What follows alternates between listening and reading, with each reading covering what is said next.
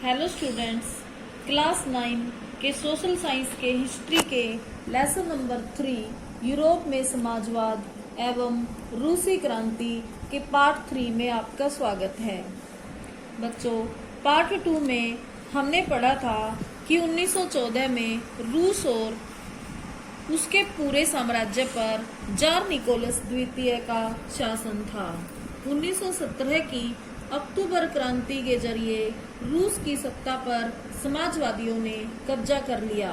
फरवरी 1917 में राजशाही के पतन और अक्टूबर की घटनाओं को ही अक्टूबर क्रांति कहा जाता है। अब हम रूसी अर्थव्यवस्था और समाज के बारे में पढ़ेंगे। 20वीं सदी की शुरुआत में रूस की आबादी का एक बहुत बड़ा हिस्सा खेतीबाड़ी से जुड़ा हुआ था। रूसी साम्राज्य की लगभग 85% जनसंख्या आजीविका के लिए खेती पर ही निर्भर थी। यूरोप के किसी भी देश में खेती पर आश्रित जनता का प्रतिशत इतना नहीं था। उदाहरण के तौर पर फ्रांस और जर्मनी में खेती पर निर्भर आबादी 40 से 50% से ज्यादा नहीं थी। रूसी साम्राज्य के किसान अपनी जरूरतों के साथ साथ बाजार के लिए भी पैदावार करते थे। रूस अनाज का एक बड़ा निर्यातक था। उद्योग बहुत कम थे। सेंट पीटर्सबर्ग और मॉस्को प्रमुख औद्योगिक इलाके थे। हालांकि ज्यादातर उत्पादन कारीगर ही करते थे, लेकिन कारीगरों की वर्कशॉपों के साथ साथ बड़े बड़े कल कारखाने भी मौजूद थे। बहुत सारे कारखाने 1890 के दशक में चालू हुए थे, जब रूस के रेल नेटवर्क को फैलाया जा रहा था। उसी समय रूसी उद्योगों में विदेशी निवेश भी तेजी से बढ़ा था। इन कारकों के चलते कुछ ही सालों में रूस के कोयला उत्पादन में 2 गुना और स्टील उत्पादन में 4 गुना वृद्धि हुई। सन 1900 तक कुछ इलाकों में तो कारीगरों और कारखाना मजदूरों की संख्या लगभग बराबर हो चुकी थी। ज्यादातर कारखाने उद्योगपतियों की निजी संपत्ति थे। मजदूरों को न्यूनतम वेतन मिलता रहे और काम की पाली के घंटे निश्चित हों। इस बात का ध्यान रखने के लिए सरकारी विभाग बड़ी फैक्ट्रियों पर नजर रखते थे, लेकिन फैक्ट्री इंस्पेक्टर भी नियमों के उल्लंघन को रोक पाने में नाकामयाब थे। कारीगरों की इकाइयों और वर्कशॉपों में काम की पाली प्राय 15 घंटे तक खींच जाती थी, जबकि कारखानों में मजदूर आमतौर पर 10 से 12 घंटे की पालियों में काम करते थे। मजदूरों के रहने के लिए भी कमरों से लेकर डोमिटरी तक तरह तरह की व्यवस्था मौजूद थी। सामाजिक स्तर पर मजदूर बंटे हुए थे।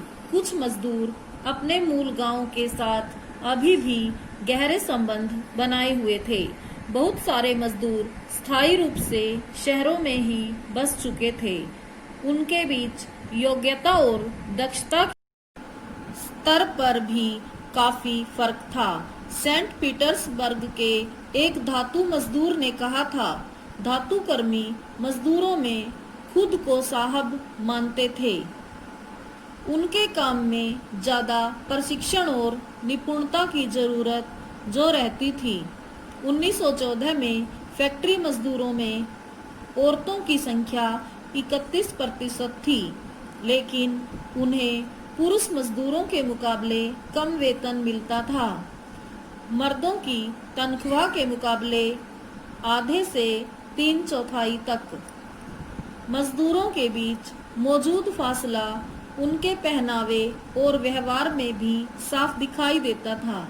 यद्यपि कुछ मजदूरों ने बेरोजगारी या आर्थिक संकट के समय एक दूसरे की मदद करने के लिए संगठन बना लिए थे, लेकिन ऐसे संगठन बहुत कम थे। बच्चों, इस चित्र को देखिए। युद्ध से पहले सेंट पीटर्सबर्ग में बेरोजगार किसान। बहुत सारे लोग धर्मार्थ लंगरों में खाना खाते थे और खस्ता हाल मकानों में रहते थे। बच्चों, अब इस चित्र को देखिए। क्रांति पूर्व रूस में एक डोमेट्री में बने बंकर में सोते मजदूर। वे पालियों में बारी बारी से सोते थे और परिवार को साथ नहीं रख सकते थे। इन विभेदों के बावजूद जब किसी को नौकरी से निकाल दिया जाता था या उन्हें मालिकों से कोई शिकायत होती थी तो मजदूर एकजुट होकर हड़ताल भी कर देते थे। 1896 से 1897 के बीच कपड़ा उद्योग में और 1902 में धातु उद्योग में ऐसी हड़तालें काफी संख्या में आयोजित की गई। देहात की ज्यादातर जमीन पर किसान खेती करते थे, लेकिन विशाल संपत्तियों पर सामंतों, राजशाही और ऑर्थोडॉक्स चर्च का कब्जा था। मजदूरों की तरह किसान भी बंटे हुए थे। किसान बहुत धार्मिक स्वभाव के थे। इक्का दुक्का अपवादों को छोड़ दिया जाए तो वे सामंतों और नवाबों का बिल्कुल सम्मान नहीं करते थे।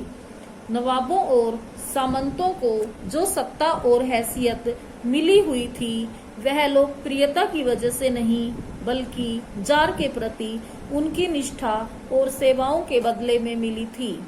यहाँ की स्थिति फ्रांस जैसी नहीं थी।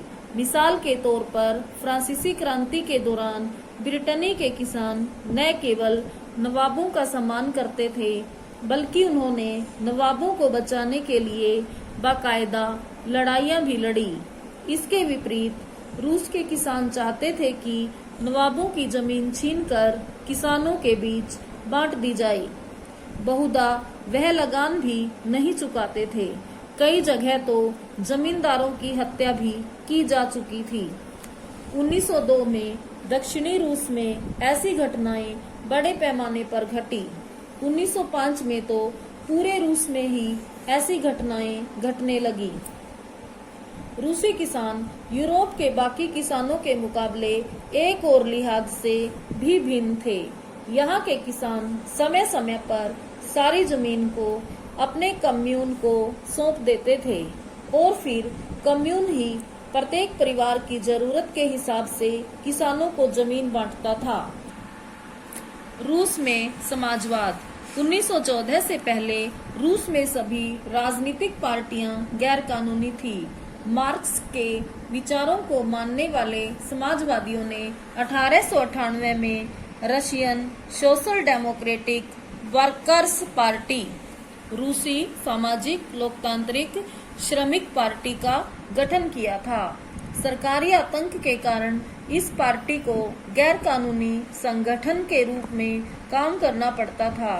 इस पार्टी का एक अखबार निकलता था। उसने मजदूरों को संगठित किया था और हड़ताल आदि कार्यक्रम आयोजित किए थे। कुछ रूसी समाजवादियों को लगता था कि रूसी किसान जिस तरह समय समय पर जमीन बांटते हैं उससे पता चलता है कि वह स्वाभाविक रूप से समाजवादी भावना वाले लोग हैं। इसी आधार पर उनका मानना था कि रूस में मजदूर नहीं बल्कि किसान ही क्रांति की मुख्य शक्ति बनेंगे। वे क्रांति का नेतृत्व करेंगे और रूस बाकी देशों के मुकाबले ज्यादा जल्दी समाजवादी देश बन जाएगा। 19वीं सदी के आखिर में रूस के ग्रामीण इलाकों में समाजवादी काफी सक्रिय थे।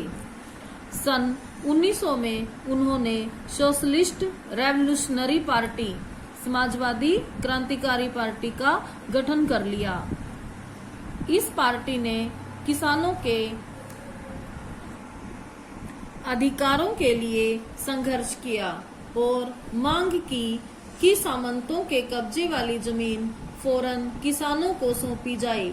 किसानों के सवाल पर सामाजिक लोकतंत्रवादी खेमा समाजवादी क्रांतिकारियों से सहमत नहीं था। लेनिन का मानना था कि किसानों में एकजुटता नहीं है, वे बंटे हुए हैं। कुछ किसान गरीब थे तो कुछ अमीर, कुछ मजदूरी करते थे तो कुछ पूंजीपति थे जो नौकरों से खेती करवाते थे। इन आपसी विभेदों के चलते वे सभी समाजवादी आंदोलन का हिस्सा नहीं हो सकते थे। सांगठनिक रणनीति के सवाल पर पार्टी में गहरे मतभेद थे। व्लादिमीर लेनिन सोचते थे कि जार शासित रूस जैसे दमनकारी समाज में पार्टी अत्यंत अनुशासित होनी चाहिए और अपने सदस्यों की संख्या व स्तर पर उसका पूरा नियंत्रण होना चाहिए। दूसरा खेमा मानता था कि पार्टी में को सदस्यता दी जानी चाहिए। उस समय के समाजवादी कार्यकर्ता अलेक्जेंडर सल्यापनिकोव के वक्तव्य से पता चलता है कि बैठकें कैसे आयोजित की जाती थी। एक एक कारखाने और दुकान में जा जाकर प्रचार किया जाता था। अध्ययन चक्र भी चलाए जाते थे। संबंधित मामलों पर कानूनी बैठकें भी बुलाई जाती थी। लेकिन इस गतिविधि को मजदूर वर्ग की मुक्ति के व्यापक संघर्ष में बड़ी निपुणता से पिरो दिया जाता था। गैर कानूनी बैठकें जरूरत के वक्त फौरन आयोजित कर ली जाती थी, लेकिन लंच के दौरान, शाम को फाटक के बाहर, यार्ड में या कई मंजिला इमारतों की सीढ़ियों में व्यवस्थित ढंग से बैठकें आयोजित की जाती थी। सभी जागरूक मजदूर दरवाजे के पास प्लग का काम संभालते थे और मुहाने पर पूरी भीड़ इकट्ठा हो जाती थी। वहां सबके सामने एक आंदोलनकारी खड़ा होता था। मालिक टेलीफोन पर पुलिस को इस बारे में जानकारी देते थे, लेकिन जब तक पुलिस पहुंचती थी तब तक भाषण पूरे हो चुके होते थे और जरूरी फैसले ले लिए जाते थे।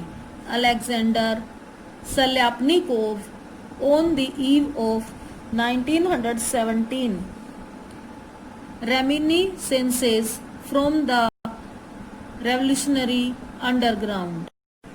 बच्चों, आज हम इतना ही लेसन पढ़ेंगे। धन्यवाद।